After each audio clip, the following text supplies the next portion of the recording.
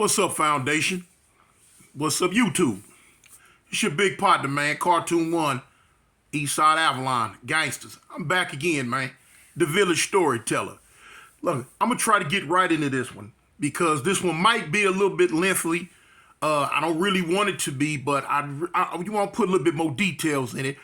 And I'm trying to keep it from going over into a part 2, but I got a certain amount of time that I run my videos. You know what I'm saying? Hey, it's a strategy. Hey, it works. Y'all see how I blow up. But anyway, hit that like, hit that subscribe, hit that share, put it on Facebook. I need for y'all to help me, man. I'm trying to get to 50K, a legit 50K, not no fake 50K like a lot of other YouTubers doing. I need a legit 50K, y'all. Y'all rock with your big partner, man. You know what I'm saying? As they say, tell a friend. Tell a friend. But now look here. You can tell from the title, this one here, it get wild. It get a little wild, man. I ain't gonna say me and my people took a loss on this one. I ain't gonna say that. But like I said, as you can see, we got into it with an unusual opponent this time. And after 23 years, you can just imagine that I had many different altercations, one-on-one wise and group wise. You know what I'm saying? Many, especially with me being gang affiliated in the prison system. And then especially being who I was in the prison system, it was going to be a whole lot of stuff. You hear a lot of other storytellers, they tell a lot of, mundane prison stories about certain stuff.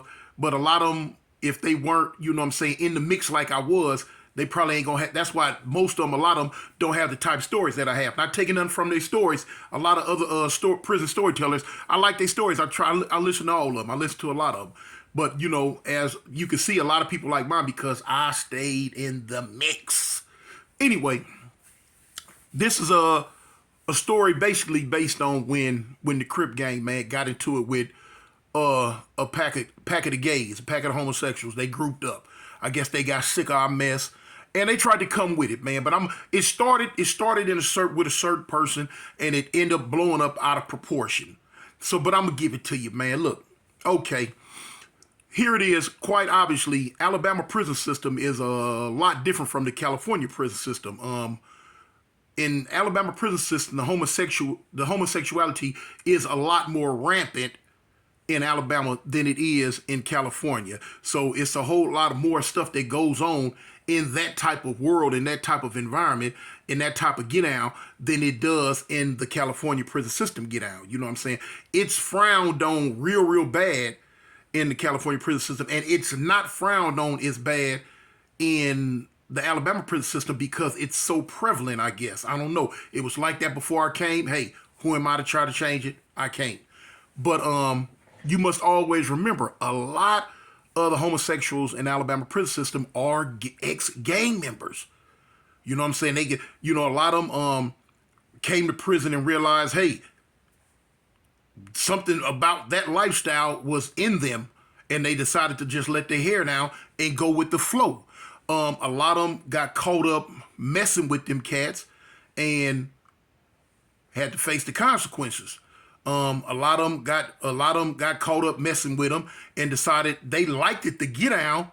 And man, look, this ain't no lie. One day I used to see it so much that it didn't even trip me out no more. You might be kicking it in the day room or something, and a dude just come out on the tier. Hey, everybody, quiet in the day room, got announcement. People be looking around like, who is this? What's up?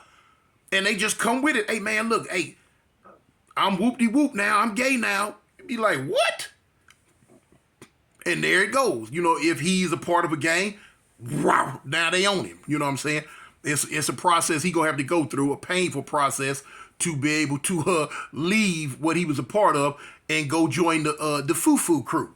You know what I'm saying? Tattoos getting burnt off, a whole lot of stuff. And then I'm not gonna lie, you see some of the gays in Alabama run around. Some of them still got their man. I'm gonna give you a story about one time refused to take their tattoo off. Refused and fought like a scalded dog about that tattoo. But anyway, so I'm gonna get into the story. It might be 2 parts. But matter of fact, I'm pretty much sure it might be a two-part story. But hey, it is what it is, homie. Y'all just rock with it. You know what I'm saying? You know what I'm saying? It's gonna come like a soap opera with this thing. You know. Anyway, this started with oh yeah, and by the way, a lot of times the names that I might be using, I'm gonna go ahead and pre-forewarn you. They might not be the exact. Well, they a lot of times they're not gonna be the names, the real names of the people that I'm speaking on, because I'm like this here. I'm just not gonna put people on blast like that. If I haven't been able to get in contact with them ahead of time and talk to them about it, like, hey man, I'm finna talk, then I'm not gonna use that. I'm just not gonna do that like that. It ain't that serious, because it don't make a difference what name I put on them. The content and the actions and what's going on are true. It just I might change the name. Anyway, so this goes back to a little young crip dude, man. He was a rider. When he first came in, he was doing his thing. I'm talking about he was down for his grits and gravy, y'all. He stabbed, he fight. You know what I'm saying? He went out his way to uphold the law that we had governing us at the time. To uphold that law, and he was doing his thing. A lot of people thought he might have been from L.A., but he wasn't. He was from Alabama. But he carried himself in that way. And, I had a lot of respect for him, and a lot of other Crips had a lot of respect for the dude. So as time went on, he got into that lifestyle, that alternative lifestyle, and he was sneaking and doing it. And I guess he fell in love, or he realized, hey, man, I like this, or whatever got into his mind, whatever got into his psyche. He announced one day that he was gay. And he came to us. He told us, hey, look, man, let's go ahead and do this. We like, okay, go ahead and do what? Man, look, I'm messing with such and such and such and such. I'm doing such and such and such and such. Y'all go ahead and do what y'all got to do, homie. Y'all go ahead, go get the tattoo machines. Let's go ahead and get this stuff up off of me. And y'all go ahead and let me know what room we gonna go to get the beat down over with, and so on and so forth. And it went just that way. So went through the process. Boom, wasn't no big deal for real, because it happened so much out here. Now we in a maximum security prison at this time. Okay, so months and months and months and months and months go on down the line. Now, even though that he had turned all the way full 100% homosexual, or however you want to put it, he let his hair down. The boy, it didn't take from his heart. It didn't take from his heart. You know what I'm saying? He still had that rod in him, but he couldn't have a rider in him for the gang like that. He was just one of them ones. Well, you wasn't just finna disrespect him, and he was gonna let it go. You know what I'm saying? Just because a man is gay, don't mean he ain't no killer no more, and don't mean he won't get down. And this was the object. I'm gonna call him Boo. We gonna call him Boo. That's his name, Boo. And that was what was going on with Boo. Okay. So now, here it is. One day, one of the little young Crips, Boo lived in a certain part of the prison, in a dorm setting. And, he had what they call the cut. The cut is where your bed and your living, this is your living area called the cut. Your bed and your locker box and all that's right there. That's called your cut. And he was out there in his cut doing his thing or whatever. And one of the little young Crips was out in that area where the dorms and stuff is. He was in that big dorm, and he run around doing whatever he was doing. Now at the end he gave us a story on why he was out there, but he was out there to get some money or something. But anyway, he knocked Boo's cup over. Now Boo had a cup of water sitting in his cut. Now you can walk straight through the cuts to get the different aisles. Ain't nobody tripping on that. And he was going through Boo's cut, and he knocked Boo's cup of water over. Now Boo told him, hey man, get that water up. Now a lot of dudes ain't gonna respect that, you know what I'm saying? But now, by all means, by all rights, he knocked the cup over, he knocked the cup of water over in Boo's cut. He could have went on and got it up. But because Boo was gay, he didn't want to respect Boo talking to him that way. Get that, get this water up. So he told Boo, hey man, Boo, they passed words. What words exactly were passed, I don't know. But now in the end, I know Boo told him, man, look, fool, either you gonna get this water up out my cut, or I'm gonna take off on you. I'm gonna deal with you. Now, when Boo told the little young Crip that, the Crip just went on and took off on Boo. But he don't. But now he tell Boo, now I'm not getting nothing up. Because he ain't respecting the fact that, what we call Boo's a girl now. Boo said, okay. Now even though Boo's a girl, Boo still is Boo. Boo went and got that knife and came back and served him. Yow, yow, yow, yow, yow, yow, yow. Okay, boom. Police break it up, whatever, get involved. Okay, the homie going to the infirmary, Boo going to lock up. Word come up to the blocks, down the hallway where we all at. Man, Boo just stabbed such and such. What? So now we go to investigate. We send fools out there to find out what was what and what was what. We do our investigation. We find out what happened. But still in all, it really don't make us no difference on why it happened or what. The bottom line is, no, ho, you stabbed the Crip. You stabbed the Crip. Now, unbeknownst to us, Boo had already been setting up a little old regime with all the other gays. Boo get out of lockup, like, what, a month and a half later. You know what I'm saying? Of course, the sissies got preferential treatment. In this prison we were in, somehow, some way, they used to get preferential treatment. So, Boo went back there crying, talking about he tried to do this to me, he was doing that to me, and blah, blah, blah. I had to defend myself. And the administration went for it. Okay, cool. The administration went for that.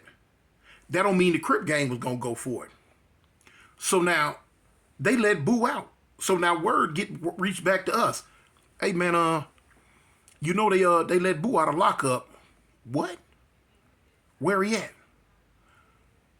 He over in such and such block. Okay. Now we coming. We coming. Of course we coming. Word get back to Boo that we coming. Now, Boo done already got in the ear of all the other gays, all the other homosexuals, and he done got them banded together. And he done put some gangster stuff in their head. Because remember, like I told you, a lot of them were ex-gang members anyway. A lot of them was ex-gang members anyway. In fact, the majority of them was ex-gang members. And the majority of them had some get down in them still. So now here it is with Boo being one of their ring leaders, being one of their little favorites. They decided they wasn't finna let us just come wreck Boo like that. They decided, they didn't want us to come just wreck Boo.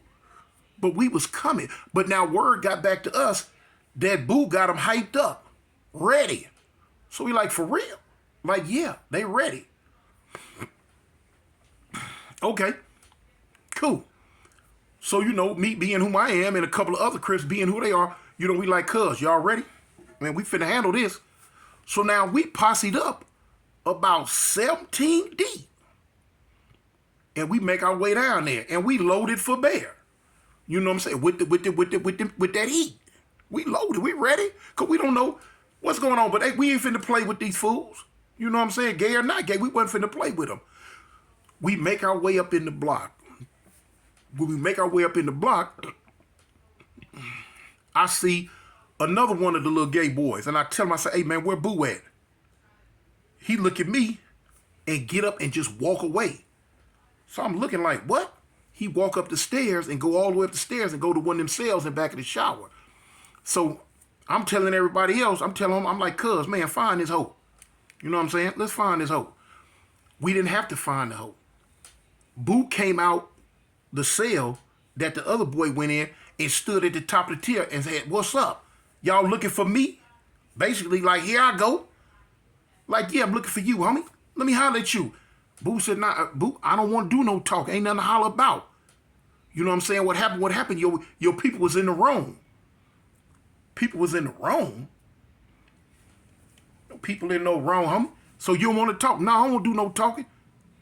So, by this, but the police in the cube, they ain't really peeping none yet. They can't hear what's going on. So now other people in the day room, they getting out the way. They know they know it's finna go. They know what's finna happen. So boom. You got a tier and you got stairs that go up this way and you got stairs that go up this way. Okay. About 8 of us went up these stairs and about 6 or 7 of us went up the stairs this way. So unbeknownst to us in the cell, they was having a little gay war meeting because it was 2 cells side by side. They start filing out the cells. It's now they about 8 deep, 8, 9 deep. Okay. So we come up soon we get up the stairs, the police, he ain't looking. Why he ain't looking? He in the cube sleep. Soon as he rolled the big doors later, he done went back and laid and kicked his feet up and laid down. And this was what they always did. It was super dangerous because the police don't give a dang. He got his feet kicked up sleep. He don't have a slightest idea what's going on. So now when we come up the stairs, we walking toward him. He come up with the knife and go tell us, don't come up on me. Don't come up on me. So at this point in time, there ain't no more talking to be done. One of the homies out of Mobile come past me. He like, oh, ho, you tripping, this crip. And when he cocked back with his thing, boom, Boo attacked.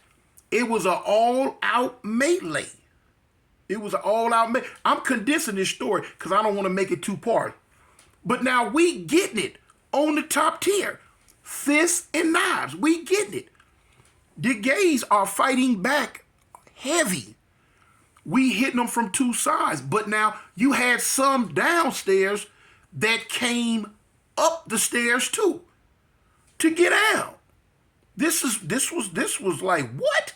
But you also had more Crips that lived in that block too that were like, oh, cuz, now they coming. So now it's going down on the top tier and it's kind of going down on the bottom tier too. You know what I'm saying? It's it's going down. It's going down, y'all.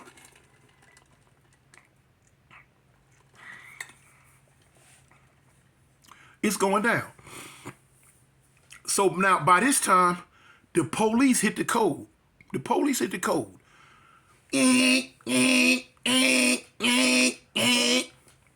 So now, when the police hit the code, the goon squad coming. They coming. So they running up in there with sticks and mace. Get out! They macing and they swinging. Dudes trying to get out the way, trying to throw knives up on the doors, trying to get, boom, boom, boom, trying to, make sure ain't no, what I'm saying, that nobody near them that's going to try to stab them or hurt them or none of that. So they end up getting everybody on the ground. They get everybody, all the combatants that was involved in it, they end up getting them down. Okay, so cool. They lock everybody else in their cell. They cuffing everybody up, and now they marching everybody off. Now, what they usually do on situations like this here, they got 2 big, huge rooms they call a barber shop with the glass windows on them.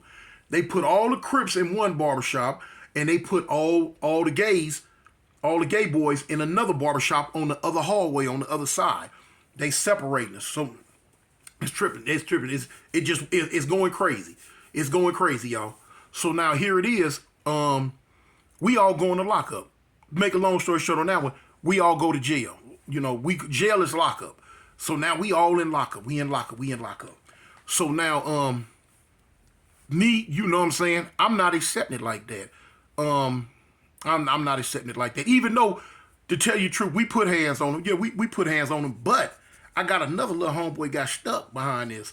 I don't know how he let one of them getting back on. He got stuck. I got a couple of homies got, scratches and bruises. You know what I'm saying? You got to bring ASS to get ASS. So you know what I'm saying? When you dive off into something like that, it's not always promised that you're gonna come out unscathed. You know what I'm saying? Now they got the worst of it. But now still in all, 2 or 3 of the homies, took a licking, but now they kept on ticking. But now I'm not respecting it. I'm hot now. I'm mad now. So now I'm back here in lockup. So now I'm contemplating sending word back out to the main line to tell all the homies, hey man, take off on all of them. take off on every goddamn gay boy in the prison, in every block. Get them. Here lies the problem. Here lies the problem. Most of these gays got what we call men. Boyfriends. They got men. So now, these so-called men that go with the gay boys, oh, they not having that. You just not finna just take off on they boys, and they not gonna get involved. And a lot of times, if they get involved, you know, you got a lot of they homeboys, partners, you might get involved. It has the potential to turn into a real big fiasco. You feel what I'm saying? A real big fiasco. Now, some of the ones who just got out with us had little boyfriends or something, but it didn't. They weren't around. You know what I'm saying? They didn't click. It didn't clack. I don't know what happened with them. But now, when I'm sending word out back to population, telling the homies that, you know, this is what I want done, they sending me the intel back there to lockup, let me know, hey man, you got dudes, you know, they bucking, what they call bucking. That's going against it. Like, well, what you mean? A lot of these dudes out here that fool with these cats, got business deals going on with them, such as going to the visiting yard, hooping dope, and, you know what I'm saying, bringing it back in from all this old stuff. You got going against it. So now at this time, I'm realizing the majority of the prison mad at us for messing with these fools. You know what I'm saying? For taking off on these fools like this. Because, you know what I'm saying, we, you know, messed up a whole lot of dope play, like I say, dope plays, you know, certain little plays, a lot of stuff that was going on. A lot of them just in love and didn't want to lose them. You know what I'm saying? That type get out. So now, the overall population mad at the Crips.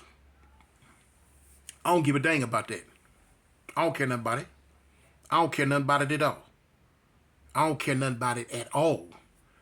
I want them got. I want them got bad. I'm pushing it. So now when I push it to the point how I was pushing it, the little homie's like, well, dang, cuz, you know, word, you know, basically they saying word come back here from lockup. Man, the big homie say take off. Big homie saying take off.